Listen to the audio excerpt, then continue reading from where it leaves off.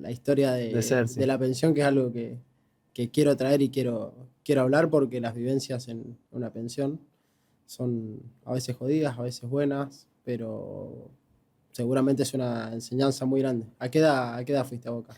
Yo me fui a los 14 años. A los 14 Sí. años.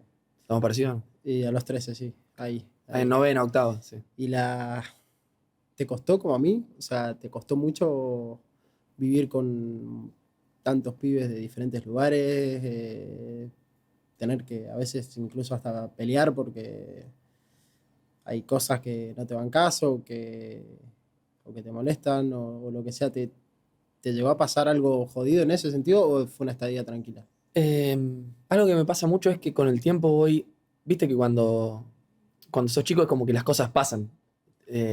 No te das cuenta y se dan, y por ahí no las analizás como con el correr del tiempo. Entonces, muchas veces viene a mi cabeza el periodo en la pensión. O situaciones que se daban y cómo las encaraba yo, o cómo las vivía. Entonces es algo que tengo latente. Y yo recuerdo haber sufrido mucho el primer año. eh, la pasaba muy mal y creo que se daba como una especie de contradicción de que, como yo estaba en la pensión de Boca en Buenos Aires y vivía en Rosario, tenía la posibilidad de irme bastante seguido a Rosario. Y el hecho de estar cerca era negativo en ese sentido, porque casi todos los fines de semana podía volver, y el domingo a la noche o el lunes a la mañana que tenía que volver para Buenos Aires era tristísimo. Me dolía un montón. Me acuerdo, por ejemplo, no sé, que iban mis viejos ahí a la terminal y esperaban hasta que salga el bondi. Y esos minutos, viste, que vos ya estás arriba del bondi, pero no arranca, pues están subiendo el último pasajero, están acomodando el equipaje. Yo tenía que hacer una fuerza para contener las lágrimas, viste. Sí, Pensaba sí. mucho también, ¿no? En el momento lo hacé así porque se te da naturalmente y parece que está mal llorar. Bueno, es algo que por suerte se está Lo cambiaste. construyendo mucho y cambiando. Pero en el momento lo naturalizaba y yo no quería que me vean llorar, realmente. Y me acuerdo que arrancaba el bondi y cerraba la cortina y ahí me largaba un llanto terrible, la pasaba muy mal. Y eso era recurrente porque era todos Todo los lo- fines de semana o fin de semana por medio. Eh, y después con el tiempo, a ver, eso no quita que la haya pasado súper bien en la pensión con mis compañeros. Siempre tenés un grupo que terminan siendo como hermanos, porque la verdad que el tiempo que compartís ahí con ellos y todas las situaciones de una convivencia hacen que sean tu familia. Entonces, la verdad que tengo como esa situación, ¿no? De que siento que lo sufrí mucho, la pasé mal, especialmente el primer año, pero después también tengo un montón de recuerdos y aprendizajes buenísimos. Por otro lado, también siempre quiero destacar de que yo tengo esta opinión desde el lado de que tuve la suerte de llegar a primera, a jugar profesionalmente. No sé si estoy condicionado o no por eso, porque siempre me pongo a pensar a ver qué hubiera pasado si hubiera sido de la otra forma. Si yo hubiera sufrido de esa forma, me hubiera perdido el crecimiento de mis hermanas, me hubiera perdido todos los cumpleaños, me hubiera perdido la secundaria, y un montón de cosas que siento que las veo ahora como el lado de que invertí ese tiempo. ¿Cómo los vería si no hubiera tenido la suerte de llegar? Seguramente estaría atravesado por eso y no sé, no lo vería de la misma forma. Es una sensación de valió la pena, ¿no? Siento eso y por eso me cuestiono si pensaría lo mismo si no hubiera tenido esa suerte. A ver, siempre pienso que hay, o sea, los miles de pibes que estuvieron conmigo en la pensión, y no solo en Boca, sino en un montón de otros clubes, también hicieron el mismo esfuerzo que yo. También dejaron a su familia, también se entrenaron todo lo que pudieron, también tenían los mismos sueños, y después no se les dio, por distintas cuestiones, por decisiones que muchas veces son ajenas a ellos, por lo tanto son azarosas para esos ex compañeros que tuve. Y, y entonces me, me intriga pensar cómo lo vería si no hubiera ¿Y jugado. tenés contacto con alguno de los que no llegaron, amigos tuyos Sí, o algo? sí, sí, con ¿Y, varios. y cómo lo ven ellos? Eh, Varios pudieron como reacomodarse y estaban felices de volver a sus casas, por ahí cuando quedan libres o cuando ya llegan a la edad, viste, como colador, o la edad límite donde y tenés 18, 19 años y podés encarar para primera, para sumar partidos, o ya no se te dan muchas chances. algunos lo pudieron hacer de la mejor forma y después estudiaron, son profesionales y tienen una vida muy piola. Y a otros les costó un montón. Les costó un montón, fue muy difícil el golpe de no poder, de no poder cumplir ese sueño y con toda la ilusión que tenían encima, porque además yo siempre digo que no te preparan para lo más normal. En el fútbol juvenil, lo más normal, lo extremadamente normal, es no llegar a primera, ¿no? 3 de 1000. 3 de 1000. No sé, dependerá del club y dependerá de alguna circunstancia, pero son poquísimos. Y no te preparan esos 3 de 1000, no preparan los otros 997. Y muchas veces si no hay un acompañamiento familiar, es muy difícil después reinsertarse en una vida que también estás como de alguna forma como paria, porque te fuiste muy chico, volviste 5, 6, 7 años después y es difícil reacomodarse a todo, ¿no?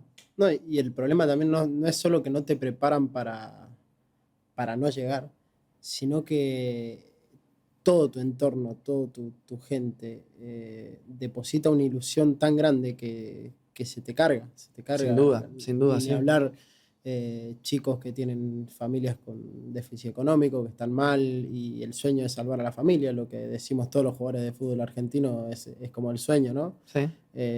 Y todo eso es una mochila muy grande para llevar a un pibe de 14, 15 años y que va y después... Eso multiplica la desilusión. Justamente. Es tremendo. Por eso también después y también te confunde mucho. A ver, imagino yo que hoy podemos analizar eso y en el momento capaz que un pibe que está en esa situación no se da cuenta, sí, yo tengo una carga, tengo la mochila, tengo el sueño de mis viejos, del resto de mi familia, de mis amigos.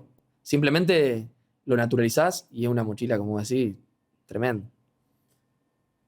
Es que posta de recordar ahora que estamos hablando la cantidad de chicos que pasaron a mi lado y que no les tocó llegar como a mí, o a otros que llegaron y que encima estuvieron ahí y que después caen muy abajo por circunstancias de la vida, porque no tiene que ver ni con esfuerzo ni con condiciones. A veces hay otras cosas que van pasando a una persona y a otra no, y nada, y también no sé si te pasó alguna vez, te generó culpa el privilegio al que vos accediste por llegar a primera, por poder vivir de esto. ¿Te genera culpa? Te diría que no. Es como que naturalizo un poco que es así, o sea, que se dio así, que me tocó a mí. Porque, a ver, es como que el sentimiento previo sí se me dio, pero cuando lo razono, se me va. Es decir, como que quiere venir el sentimiento de culpa, pero no resiste el análisis de que la situación se dio así y no es culpa mía de que me haya tocado a mí y no a otro. Entonces ahí, sinceramente, me quedo tranquilo. Y también lo dejo como un poco, como decís, del lado del azar. O sea, pienso muchas veces que uno suba a primera o no, que uno juegue titular o no en cierta categoría y que después te vaya posicionando en el camino a llegar a primera o no. Muchas veces depende de la opinión, la forma de ver el fútbol o la decisión de un técnico. Y eso es algo que uno no puede controlar. Después hay otras miles de variables que definen eso, que se haya lesionado uno de primera cuando tuviste que subir, que haya tenido un buen partido, tuviste la suerte de llegar o no, y es como que ponerse a pensar en ese azar es como muy desgastante y si bien muchas veces lo hice, ahora ya dejo como de pensarlo y bueno, disfruto que se dio así. Claro, claro. Sí, el azar yo particularmente no me gusta tanto pensar en un azar, sí en que existe como eso de que hay personas que les tocó y que por su vida misma, porque les tocó pensar de una manera o tener, si yo me acuerdo que nos reíamos que una vez a un compañero le dijeron que le faltaba tener fuego interno y era muy bueno. Y eso se nota muchas veces en los pibes, el que tiene ese fuego interno, como Sí. se le llama, esas cosas que sí, el azar es que te toque tenerlo, ¿no? Claro. Pero Sí, después creo que sí. hay un gran componente de imposición de cualquier chico o chica que juega al fútbol para llegar. Hay un gran componente muy grande en el cual se puede imponer a la opinión del técnico o poder modificar sus cosas para gustarle al técnico. o poder imponerse a una mala cancha, o poder imponerse a todas esas excusas que no paramos de encontrar, porque Sí, están sí, todo el tiempo. Y ahí es donde digo, está el azar, sí, de que me venga o que te venga eso, o que este pibe le pegue tan bien a la pelota, sí, ese es el azar. sí, Pero después hay otro componente más grande que tiene que es un juego de ajedrez. Tenés que convencer a un técnico, tenés que convencer a tus compañeros, tenés que conectar, tenés que forzarte en ese sentido. Y ahí es donde se puede jugar mucho mejor, se puede estar mejor y de esa manera vas creciendo. sí, es una muy buena mirada. Yo lo que me acuerdo que siempre pensaba de chico era decir, bueno, yo voy a hacer todo lo que está a mi alcance para llegar a primera y después las cuestiones que no puedo controlar, no me voy a preocupar por ellas. Me acuerdo que ese era un pensamiento que tenía como en los años de inferiores y decía, bueno, yo tengo que perfeccionar esto, tengo que estar atento a todas estas cuestiones que vos mencionaste para tratar de llegar, es decir, convencer a un técnico, pulir cierto defecto, tratar de entender la idea o lo que te plantea el técnico, resolver de la forma que un coordinador te plantea, y todas esas cuestiones obviamente ayudan y potencian la posibilidad de que llegues. Pero mi opinión es que hay cuestiones que sí quedan un poco al margen de lo que uno puede hacer. Okay. Y bueno, en ese sentido No, tuve la no, suerte no. que me tocó. Me gusta el análisis. De hecho, es una gran forma también para despegarse de autocrítica, de culpa. Yo soy un chabón que me castigo mucho a mí mismo.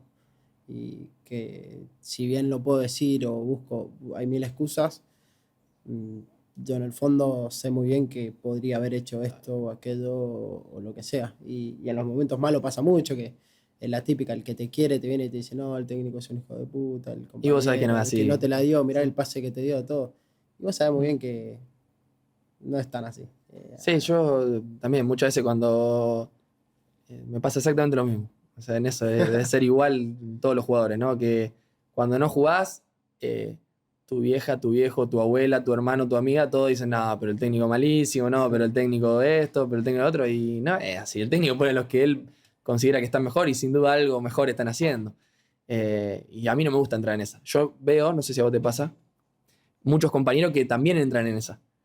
O sea, como que justifican Sí. o se suman al discurso familiar y de amigos de, sí, es porque el técnico es esto, porque el técnico lo otro.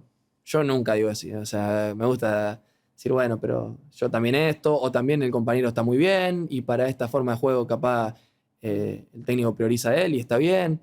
Creo que es una forma de encarar las cosas con mucha autocrítica y está bueno. Aparte esto pasa desde inferiores, ¿no? Esto de la excusa del jugador que no tiene tanta autocrítica y siempre echa la culpa a los demás, pero en primera se incrementa el doble, ¿no? El ego del jugador de primera, el poder ese que te da jugar en primera, ya tener dinero, ya haber ganado un par de partidos, haber hecho un gol o haber ganado 10 títulos, te da ese ego que posta, es difícil de manejar y de echarte la culpa a mí mismo. Porque vos es algo que le entra a uno en la cabeza y decís, yo jugué este partido, la rompí toda, ¿cómo no puedo hacer esto ahora? ¿No? Si el técnico me pone, yo voy a hacer lo mismo. Y es algo como decir, y lo piensa la gente, y no, y vos sabés muy bien que si te pones a pensar que cada partido es distinto, cada momento es distinto, incluso tenés que tener un equilibrio vital también importante. Y en eso son márgenes que van cambiando mucho, pero el ego del jugador de fútbol es muy grande en ese momento. No sé si te pasa con compañeros o algo que lo podés notar o lo podés ver. Sí, hay veces que me pasa y hasta un poco me incomoda, ¿viste?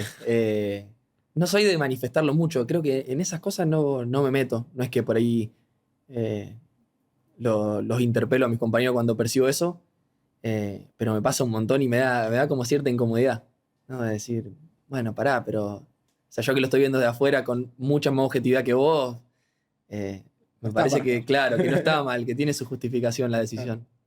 claro, eso es muy loco. Y vos tenés, a ver, fuiste capitán, perdón, no sé si estás de capitán ahora en Rosario. No, no, en Central no. Bueno, en Talleres tuviste tu etapa de capitán, ¿no? Sí, A temprana edad. sí. Te imagino que tenés un alma de líder, un liderazgo nato, lo trabajás, ¿cómo te ves en la parte de líder? Un poco la he trabajado. tengo un psicólogo que trabajo con él desde la etapa de talleres y hemos trabajado juntos varias cosas con respecto a eso, pero me parece que indudablemente se da algo siempre ya como, no sé si innato, pero que por lo menos se fue creando en etapas más tempranas que las que ya estás en primera división. Creo que nace, por ejemplo, mucho de la preocupación por el otro. A mí, a ver, creo que tampoco hay una forma de ser capitán y de ser líder, ¿no? Es muy dependiente de cómo sos como persona, pero creo que la base es esa preocupación y ese compromiso en que las cosas salgan bien a nivel grupal y que a cada uno le salgan de la mejor forma. A mí, por ejemplo, cuando veo un pibe un compañero, y no me importa si es más chico, más grande que yo, y veo que, o percibo que está en un mal momento, o que no le toca jugar, o que lo veo desmotivado, desganado en una práctica o en algún partido que le toca entrar, trato siempre de hablarlo de forma distendida, pero muy humana y cercana, como para ver de dónde nace eso, porque también he estado en esas situaciones. Entonces la empatía como jugador de fútbol, como persona, y también potenciada por haber estado en todas esas situaciones, creo que es muy importante para consolidar un grupo y para ser líder de un equipo. Okay. Y en tu experiencia, porque creo que hay un personaje que me encanta a mí dentro del fútbol, pero tu líder así de compañero que tuviste que te haya vuelto loco. Eh, yo creo que son 3 que tuve en talleres, que son Caranta, Gandolfi y el Cholo Guiñazú, por diferentes razones. Y acá es un poco esto que te comentaba de que las diferentes personalidades generan que haya distintos tipos de líderes. En el caso, por ejemplo, de Caranta era la máxima profesionalidad y estar muy atento al juego y a aprender y a crecer y a preocuparse y a darte indicaciones. Incluso cuando él, lo que yo también valoraba mucho era que quizás estuvo 2 años siendo suplente en talleres y él estaba súper comprometido. Además, 2 años de suplente después de haber tenido una carrera extremadamente exitosa y venía de Central que le había ido muy bien. Y él tenía ese compromiso con cada uno de los pibes y con el grupo para que las cosas salgan mejor, que era impresionante. A mí realmente, ya en el momento reconocía que me llamaba mucho la atención y cada vez que pasa el tiempo y me encuentro con menos personajes de ese tipo, lo valoro más y me doy cuenta que era increíble. Después el Cholo, por ejemplo, lo que siempre rescataba, además de que es como la representación de un jugador con fuego interno, para mí. Justo cuando lo nombraste a alguien, antes se me vino a la mente y ahora, bueno, tengo la posibilidad de nombrarlo. Esos chabones que era una práctica, un reducido o un táctico contra un equipo de siluetas, o sea, sin oposición, y el tipo exigía de muy buena forma, no de vende humo, sino para que salgan las cosas de la mejor forma. Y lo que aprendí de él fue su capacidad de siempre crecer.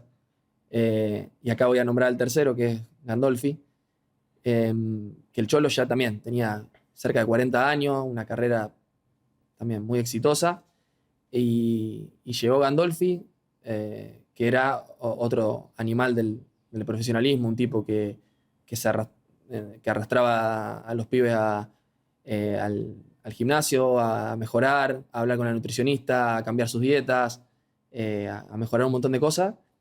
Y el Cholo, digamos, se sumó como un pibe más, ponerle a esa dinámica, porque reconocía que podía estar mejor físicamente, que podía estar más fino, que podía tener mejores pliegues. Y a los 40 años se sumó a hacer eso y en un par de meses estaba como Schwarzenegger, estaba para ser fisiculturista. Y a mí me llamaba mucho la atención. Decía un tipo que ese fuego interno lo tiene más prendido que nunca. Tiene como hasta los 42 años creo que jugó y hasta el último momento sigue aprendiendo de otros personajes que reconoce como líderes y que le siguen brindando cosas.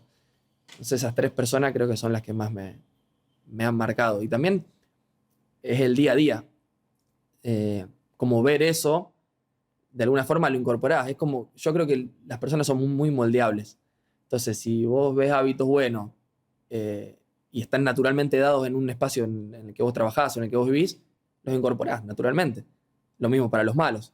Entonces creo que lo que más nos dejaron ellos es hacer las cosas y predicar con el ejemplo y no decir cosas que después no se hacen.